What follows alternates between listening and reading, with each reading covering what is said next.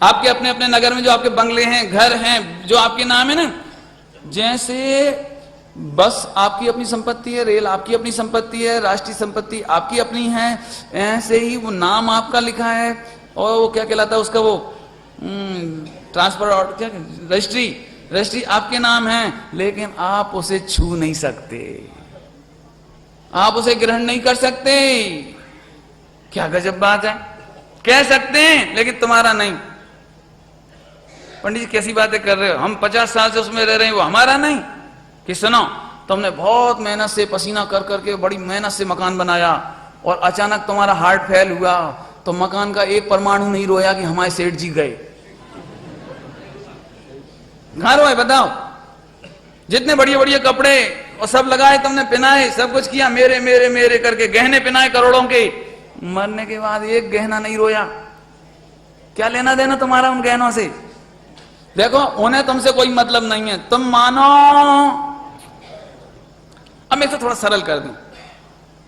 देह से भिन्न पर पदार्थों के साथ कर्ता कहना, भोक्ता कहना। क्या कहा? 2 पॉइंट बोलो जल्दी से। कर्ता, भोक्ता, जल्दी बोलो। क्या कहा? क्या कहा? एक्चुअली मुझे यहां 5 शब्द याद कराने हैं। कर्ता भोक्ता याद हो गया। अब तीसरा है एकत्व और चौथा है ममत्व। एकत्व और 4 हो गए। पहला कौन सा था? दूसरा, तीसरा, चौथा।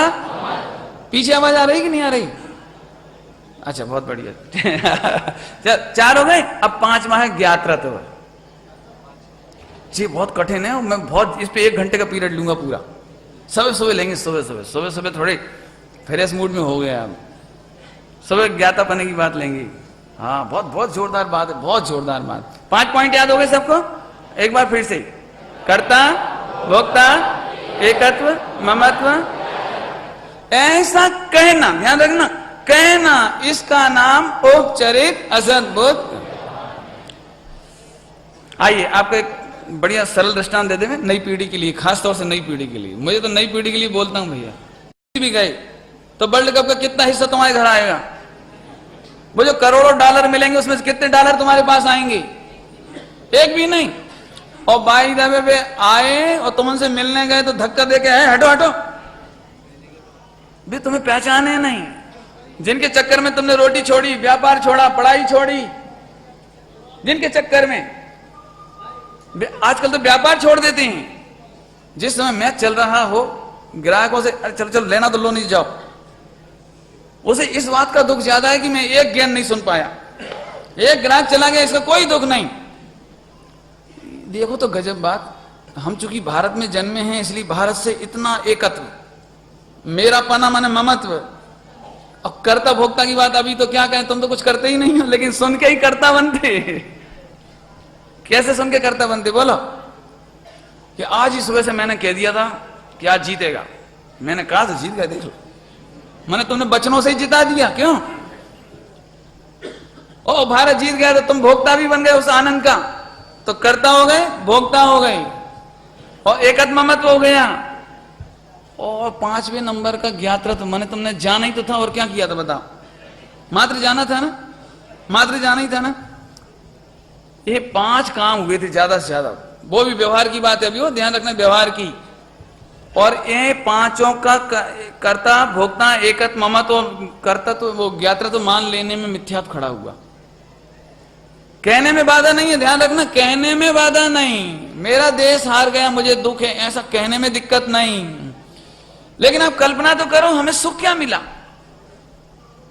सुख क्या मिला? कुछ भी तो नहीं आया।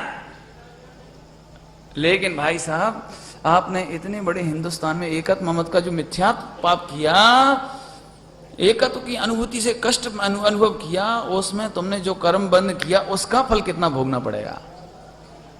जैन दर्शन में इसको अनर्थ दंड कहते हैं। क्या, कौन सा दंड कहते हैं? अपध्यान, अपध्यान, अपध्यान। इसको अनर्थ दंड, अपध्यान कहते हैं। बेफिजूल। क्यों? तुम्हारी टेंशन करने से भारत जीत जाएगा और तुम टेंशन नहीं करोगे तो भारत हार जाएगा। कुछ नहीं होता है। लेकिन हमारा पूरा ममत्व, अब और लोग सोच रहे होंगे तो इन्होंने बच्चों के लिए दृष्टांत दिया, हमारी बात थोड़ी है, हम तो बिल्कुल सम्यक दृष्टि हैं। हम अपने जीवन में 99% पाप केवल इसी नए के माध्यम से करते हैं, नहीं जान करके। बोलो, समाचार पत्र उठाया या टेलीविजन देखा या रेडियो सुना, एक्सीडेंट हो गया, आतंकवाद हो गया, कांग्रेस जीत गई, फला हार गई, उनका ऐसा हो गया, उनने ऐसा कर दिया, राजनीति के समाचार, इन पे जो हम मगजमारी करते हैं सुबह से शाम तक। शेयर मार्केट कौन से नए में आएगा? उपचरित माने मात्र उपचार से, तुम्हारी तो मां में कुछ है ही नहीं। असद्भूत माने तुम्हारे में नहीं, तुम उसमें नहीं। और इस तरह से हम अनर्थ दंड में पूरा जीवन लगाते हैं। देख लेना आप, बेफिजूल की बातें बातें बातें बातें, बी कथा। लो, पहले ही नए इतना बैराग दिला दिया हमको। यदि ये पहले ही नए समझ में आ जाए तो हमारे इतना बैराग हो गया। आगे इतनी बात समझ में आ गई सबको? कठिन तो नहीं लग रहा विषय? आगे चले। हाँ, फिर से पढ़िए। है भैया, इस नए का विषय क्या है? देश से भिन्न भारत, देश से भिन्न खेल कूद, देश से भिन्न माता पिता, देश से भिन्न सब। आप बुरा तो नहीं मानोगे? इतनी देर में अपन ने अशुभ का निषेध किया, थोड़ी सी आगे बढ़ेगा। अलर्ट, चलो। ये पंच परमेष्टि मेरे भगवान है। हाँ भैया, कौन से नए से? अब जितनी बेदर्दी से अपने स्त्री पुत्रादि को अलग किया है ना, एमपीएसआरटीसी की बस की तरह, भारतीय रेल और भारतीय संपत्ति की तरह, जैसे हमने माता पिता पत्नी और परिवार को अलग किया है, ठीक उतनी ही बेदर्दी से, धीरे बोलना पड़ेगा, ये मेरे पंच परमेष्टि हैं, ये मेरा मंदिर है, ये मेरे भगवान हैं, ऐसा कहना औपचारिक असंभव। तो फिर अब क्या करें पंडित जी? ये करना कुछ नहीं है। जैसे आपको क्रिकेट का मजा आता है, ऐसे ही आप पूजा पाठ भक्ति का मजा लो। लेकिन जैसे क्रिकेट में आत्मा का आनंद नहीं है, आगे बोलना पड़ेगा क्या? ऐसे ही पूजा पाठ में भी, भगवंतों की ओर देखने में भी आनंद आत्मा का नहीं है। कैसी आफत है? दो ही तरफ से फंसाते हैं, भक्ति भी कराते हैं और कहते हैं आत्मा का आनंद नहीं। भैया, आत्मा का आनंद नहीं है ऐसा कह करके हमें एक बात और रखी कि दृष्टि का विषय यहां रखना।